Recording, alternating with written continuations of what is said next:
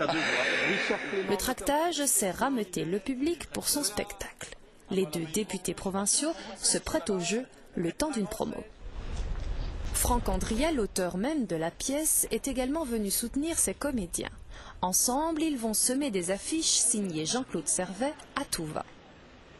Vous avez une technique particulière là pour vos affiches? Il y a deux techniques, soit c'est dans les rues fréquentées où il y a 452 affiches et là voilà, on peut en mettre une, il y a du monde mais il y a beaucoup d'affiches aussi, soit dans les rues un peu moins fréquentées et ici comme c'est dans la rue qui mène au théâtre, voilà, il y a un peu plus de place et donc elle est peut-être un peu plus en évidence parmi les 452 208 affiches qui jonchent tout Avignon.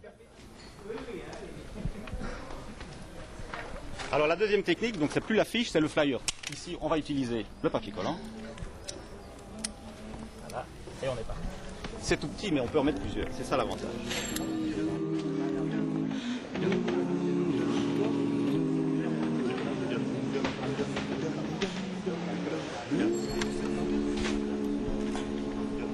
C'est la troisième technique, c'est la technique dite du coucou, donc c'est profiter des cartons des autres, sans bien sûr empiéter sur leur image, sur leurs informations bien entendu, mais c'est donc la technique dite du coucou. Et vous choisissez les affiches alors? Pas toujours, non, pas toujours. Ça dépend des fois, il y a des fois oui. Mais ici c'est une affiche de, je crois que c'est des Belges, je suis pas sûr mais je crois bien qu'ils sont belges. Ah oui. Pas toujours facile alors d'aguicher le public? Non, pas toujours facile, non. Ce qu'il y a, c'est qu'il y en a qui passent très vite, donc ils ne nous laissent même pas le temps de dire quoi que ce soit. Donc parfois c'est uniquement distribué comme ça. Ou bien ce qu'on fait aussi, c'est de s'arrêter aux terrasses. Là parfois, quand on voit qu'on ne dérange pas trop, on peut parler un peu plus. Le temps, quelle est cette notion si peu artistique qui s'immisce dans ce florilège de culture? Dans la cour du Théâtre des Dons, 1 minute ou 2 seront-elles suffisantes pour attirer la ministre de la Culture au spectacle des Luxembourgeois? Vous tractez alors? Ça y est, vous avez pris le pli d'Avignon? Oui. Ah, c'est magnifique. Ah, bonjour, comment allez-vous? Finalement, on ne la comptera pas parmi les spectateurs. Si vous n'étiez qu'un anonyme, je tournerais la page et je vous oublierais. Mais après tout ce que j'ai appris sur vous, nous avons désormais une histoire commune. Vous et votre femme vivez à quelques mètres d'elle et de moi. Alors ça fait quoi de jouer à Avignon? C'est vraiment un plaisir, c'est un honneur, c'est plein de choses, c'est des rencontres, c'est le plaisir de partager un texte. On se charge comme ça pendant le temps du festival d'émotions, quelles qu'elles soient, dans tous les sens, et c'est ça qui est assez unique, je pense, à ce festival, parce que c'est grand, c'est effervescent, il se passe tout le temps quelque chose. Adapté et mise en scène par Richard Clément, Tout près de moi est une lecture à 2 voix. Un genre a priori un peu difficile, d'autant que l'intrigue se déroule petit à petit. Ne m'agressez pas. Vous vivez simplement à côté de la mienne. Votre existence est si différente. Vous courez le matin vers des réunions où l'on fricote avec le fric. Bon sang, mais je ne veux pas de cette vie-là. Mais vous semblez y tenir, puisque vous la répétez chaque jour. Il est différent, c'est tout. Ne juge pas quelqu'un que tu ne connais pas. Ne juge d'ailleurs personne. À quoi cela sert-il? Elle, si belle. C'est vrai qu'au départ, on ne sait pas très bien, le spectateur ne sait pas très bien où on va, hein, parce qu'on parle beaucoup de la femme, et puis on se rend bien compte qu'il y a une histoire avec le voisin, mais c'est vrai qu'avant de savoir exactement ce qui se passe, c'est un peu, ça prend du temps. Hein. Les gens apprécient le texte parce que c'est un très beau texte, et il y a des passages vraiment très très beaux, très très émouvants, très très durs aussi parfois, et c'est ça qui, je pense, peut captiver un public. Marche décidée, sourcils froncés, visage fermé, porte poussée. Vous donnez froid aux plantes qui ornent les couloirs. Les plantes, au moins, elles se tournent vers la lumière. Un texte dur, hein, quand même, émouvant.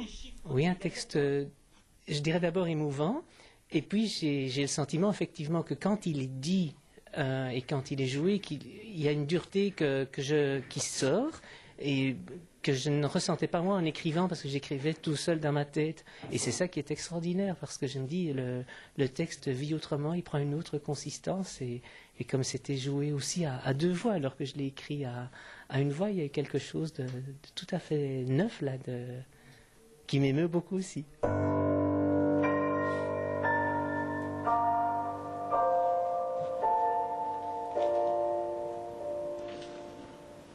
Si vous saviez que j'en sais tellement sur vous, mais de quel droit vous attaquerais-je avec les secrets que m'a dévoilés le hasard? Une photographie découverte, sous une pile de linge, dans une armoire, chez ma mère morte. J'ai beaucoup aimé la première partie, un petit peu difficile d'accrocher, mais il y a un petit côté suspense qui vient petit à petit, et c'est dommage qu'il n'y ait pas quelques petites accroches plus au début pour susciter l'intérêt qui n'arrive à mon avis que vers la moitié de la pièce. Mais autrement très, très agréable.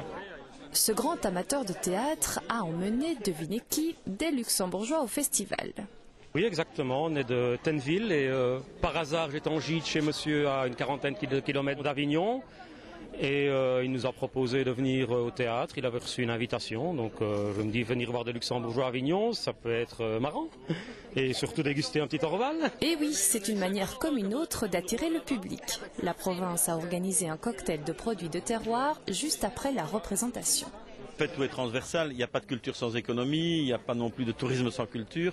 On est une terre de culture, une terre de festival.